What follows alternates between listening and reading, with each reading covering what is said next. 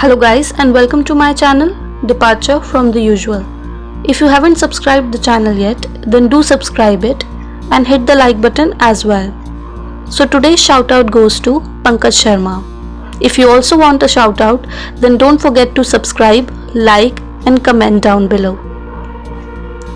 So today I'm going to be talking about the very first YouTube killer, Trey Eric Sessler, also known as Mr. Anime. He was born on 3rd August 1989. Back in 2006, Trey was known for basically kickstarting the YouTube anime community with his reviews. He helped inspire some of the biggest names in the anime community today, and even though he only had a decent number of subscribers, he was a very well-known personality on the internet.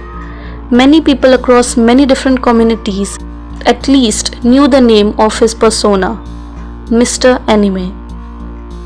In 2011, Trey revealed he was diagnosed with a form of lung collapse. In 2012, he announced that he was out of the hospital and okay. Trey was known for having a straightforward and honest personality, as opposed to many internet personalities who tried a specific gimmick, such as constantly being happy, angry, not to mention faking their opinions. Trey was known for having a very straightforward personality. He was also very honest. He would tell it like it is without sugarcoating anything, but was also fair and would give every anime he reviewed a fair shot. However, as time went on, he started showing signs that his mental health was going crazy. He started doing research on serial killers, killing animals, using real guns in his videos, doing videos about his guns, and shooting buildings in the middle of the night. In February 2012, Trey said that he was going to take a 2 to 3 week break to reward himself. At the end of his break, he announced on March 13th that he had a new job in a field he found fascinating, and it may prevent him from uploading videos. After that, his uploads became less and less about anime. A change in his demeanor was more noticeable. There was a distance in his eyes that hadn't been there before. Trey had been using antidepressants for years and had started drinking heavily.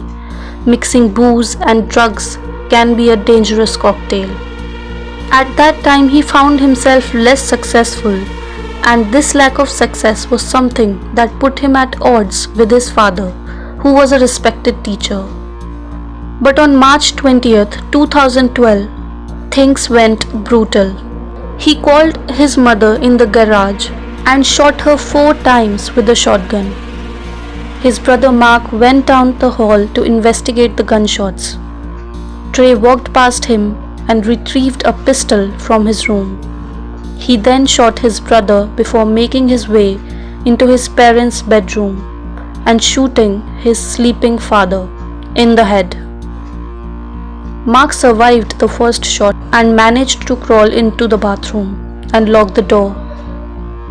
Trey retraced his steps. He later explained to police he did this to make sure his family was dead and not suffering.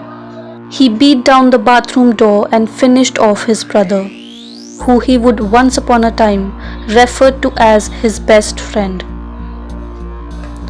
With his family dead, Trey proceeded to wreck the house, almost as if he was in a trance. He carved confessions onto the doors. After a while, he left the home and packed up his car with over 100 rounds of ammo and a high-point model 995 carbine rifle, one of the guns used by the Colombian shooters. He then drove to Waller High School, where he had graduated just a few years before. Trey sat in the parking lot and waited. Well, his original plan was to kill at least 70 students at the school's pep rally in order to become the biggest masked murderer in history, as revealed in an interrogation. So basically, he killed his family first to spare them from knowing what he planned on doing next. However, he stood down and returned home where he was arrested finally. Police confirmed Trey had been practicing for the event for several years by storing weapons in his college dorm and room and using buildings and household pets as target practice. He also had a large fascination for shootings and would even rank killers. But the biggest question is why he did all this. Well, police's interrogation of Trey Sessler didn't give much of an answer. At times he wept, fully aware of what he had done. Other times he seemed detached, as if it had been another person who had done the killings. Shortly after he was arrested and the report got out, many reviewers made videos on the situation. In addition, many of his fans or close friends lived in denial for a while that it actually took place. Some excuses people brought up included him covering for someone else, or that he was framed for the crime, but he eventually admitted to it altogether.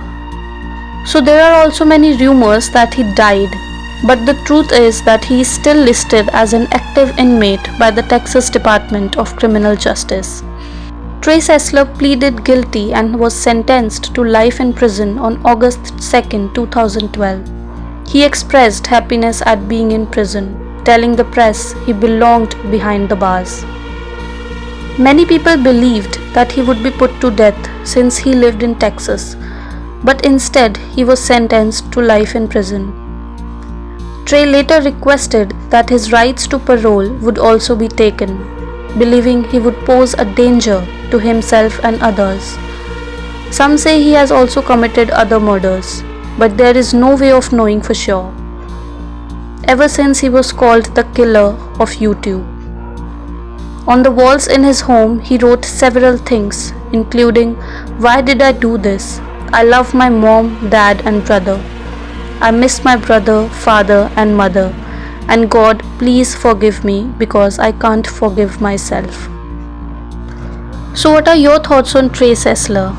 Was there any conflicts going on in the family which resulted in the tragic murders, or Trey's mental health should be blamed for this?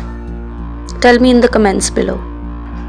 And also, if you want to know about the case of the Bikini Killer, then hit the video on the left. I'll meet you next time. Until then, signing off.